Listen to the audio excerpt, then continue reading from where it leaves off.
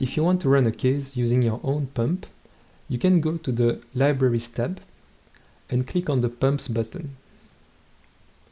There you see some predefined pumps, and you can add your own by clicking on the Add Pump button. You can give it a name then, and a description. Then you can give some reference values of the flow in cubic meter per second and of the pressure in Pascal.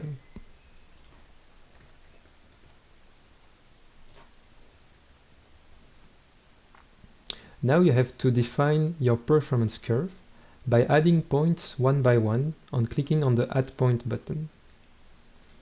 Again, you give a value of the flow and of the pressure for each point.